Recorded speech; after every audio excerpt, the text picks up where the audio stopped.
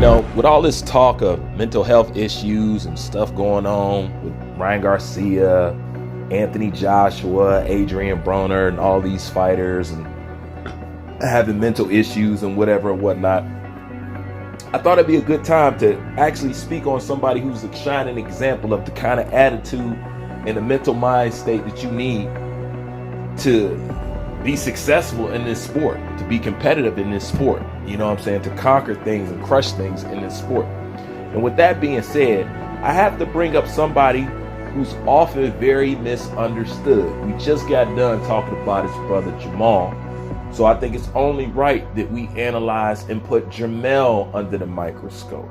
JERMELL often comes across as a person that described as being unhinged, on edge, hot-tempered,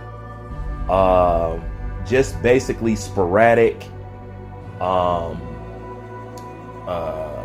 easily unnerved, whatever you want to call it. You know what I'm saying? Basically, he's hot-tempered, he's wild, he's all over the place, and some would even say sometimes that these guys have feminine energy as far as the stuff that they argue over, and just quick to snap at the drop of a hat and all that stuff. So I understand where that comes from, but little of what people actually know, JERMELL CHARLO's mindset in the way he is the reason why he has got as far as he has got in his career and has been as competitive and as dominant as he has been. See, this misconception of you thinking fighters are supposed to be this well put together people as far as on the surface level of what we look at as normal is false. Okay? You have to be a little off to want to be in this game, to actually want to fight for a living. You got to be a little bit off. And you're going to have to be somewhat cocky, selfish, narcissistic, unrealistic. You're going to need all those kind of things. And not only that, relentless and a dog.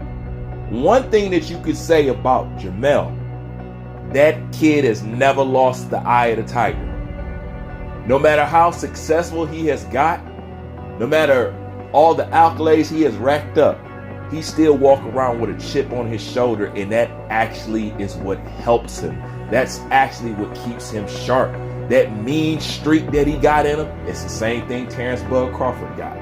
Different style. He's a little bit more smoother. He's a little bit more meeker.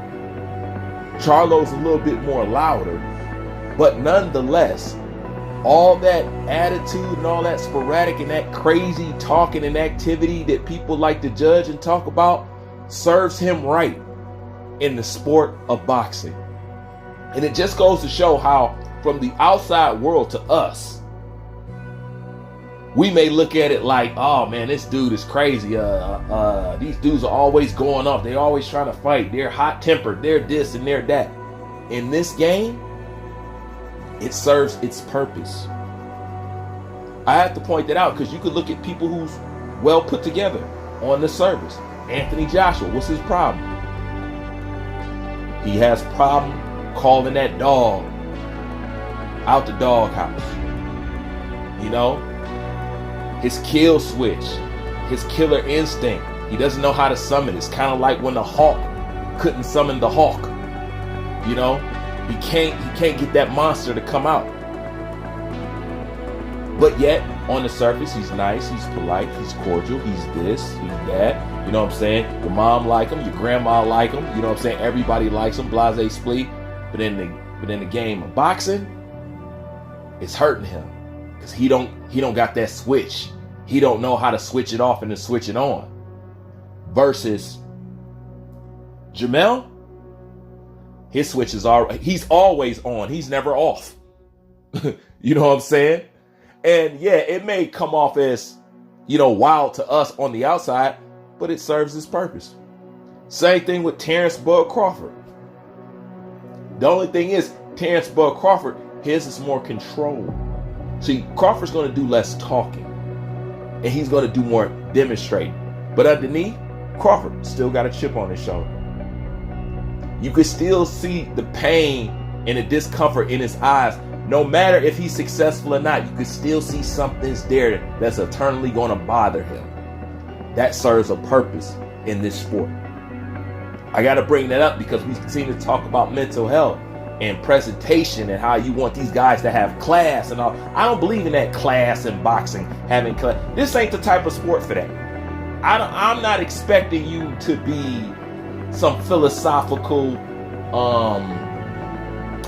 intellectual, stoic master or some crap. Like, I'm not expecting that. I'm expecting to be a little unhinged. I'm expecting to be a little bit wild. You know, I'm expecting every boxer to have a little bit of Tyson in him. And as you see, JERMELL got a lot of Tyson in him, just like Crawford got a lot of Tyson in him. Now, the question is, look at the results of that kind of mentality and scan the whole boxing world and look for those traits that we're speaking of now. Then look and see how that reflects on their boxing career. 9 times out of 10, they have been a dominant, fierce, mean, feared champion. Anybody with that kind of mindset that's unsettling to us as normal people, but in the boxing world, they a beast. Look at James Toney. Same thing. Just keep a mental check of these dudes who somehow that the public likes to label as off or not quite put together or hot temper and stuff like that. You got to understand, in the sport of boxing, that has a place and it does has a home. But anyways, that was just something that was on my mind. I thought I'd bring it up, put it on yours. Like, comment, subscribe. Bruce Vane, I'm out.